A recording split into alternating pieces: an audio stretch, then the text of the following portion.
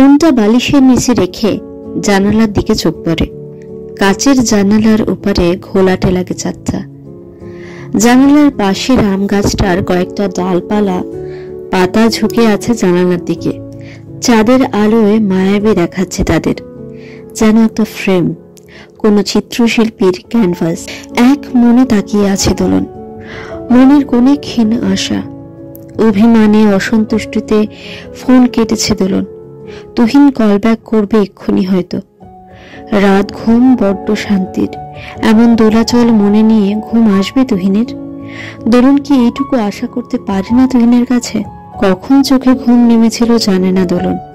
হঠাৎ ফোনটা বাজতেই ঘুম চোখে রিসিভ করে বলল, আমি জানতাম তুমি কল করবে। আদুরে ঘুম জানানো গলায় বলল দোলন, আমি রজত বলছি। তুমি কেমন করে জানলে এত সকালে আমি কল করব? সম্বিত ফেরে দোলনের, চোখটা বড় করে ফোনের স্ক্রিনটা একবার চোখের সামনে ধরে দেখে স্ক্রিনে লেখা সেভড নাম্বার রজত মঞ্জুরি। রজত, হ্যাঁ বলো। সরি, আমি ভাবলাম সে যাগে, আমি বেলার দিকে যাব তোমার ওখানে একবার। গত সপ্তাহে মঞ্জুরি যাইনি, কিছু কথাও আছে তোমার সাথে। আমি এখানেই আছি শ্রীরামপুরে। তাই নাকি? ইউ অলওয়েজ ওয়েলকাম দোলন, চলে এসো, কথা হবে। কখন আসবে? 11টা নাগাদ। ওকে ওকে। বাই। রজতের বাড়িতে আপাতত রজত একাই থাকে। গড়িয়ার নতুন শোরুম শুরু হওয়ার পর রবীন কর্মকার ও মা রীনা দেবী সেখানেই ফ্ল্যাটে শিফটেড। এখানে 3টে দোকানের ভার রজতের উপরেই।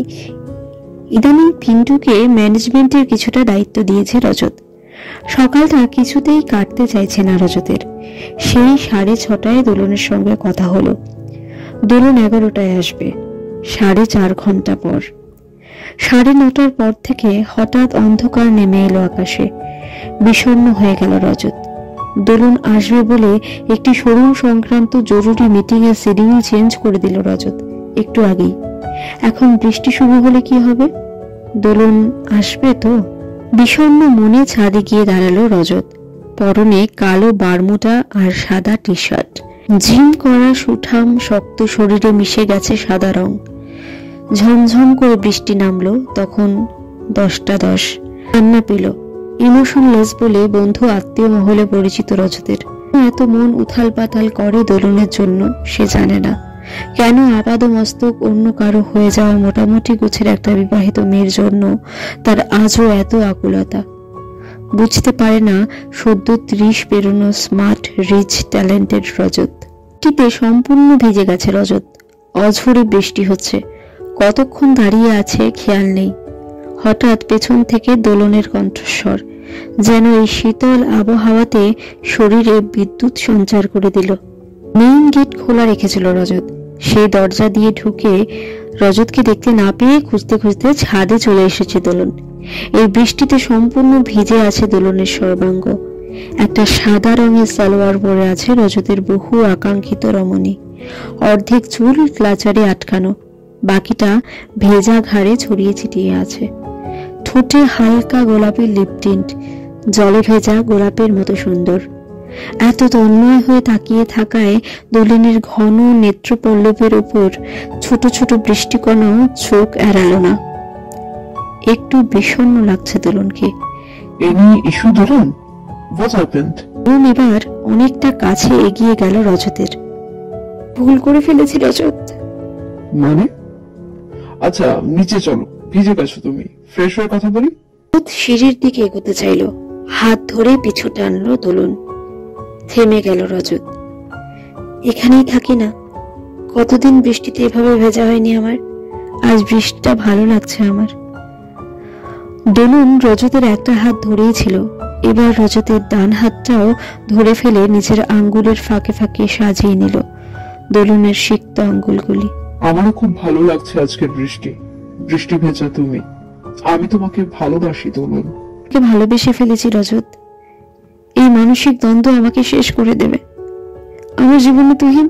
মুখ হাত দিয়ে আলতো ভাবে চেপে ধরে রজত। খুব কাছাকাছি দুটো মানুষ, একটা বেনামি সম্পর্ক আর অনেকখানি প্রকাশিত হতে যাওয়া প্রেম, আকাঙ্ক্ষা। দোলনের ভেজা ঠোঁটে ডুব দেয় রজত। আবেশে বুঝে আসে দুচোরা চোখ। ঘাড়ের কেশরাশি সযত্নে সরিয়ে সে তিলটাতে চুমু খায় রজত। এইখানে বহুবার এর আগেও দৃষ্টি আটকে গিয়েছিল রজতের। চোখ ফিরিয়ে নিতে হয়েছে। আজকের আকাশ যেন অমৃত বাড়ি বর্ষণ করে সমস্ত দ্বিধা জড়তা ধুয়ে হৃদয়ের অভ্যন্তরে রাখা প্রেম প্রকাশ করতে চাইল। দোলনের স্বচ্ছন্দে সাবলীলতায় আশকারা পেল রজতের মন্দ মন্দ ইচ্ছেরা। কোলে তুলে নিল দোলনকে।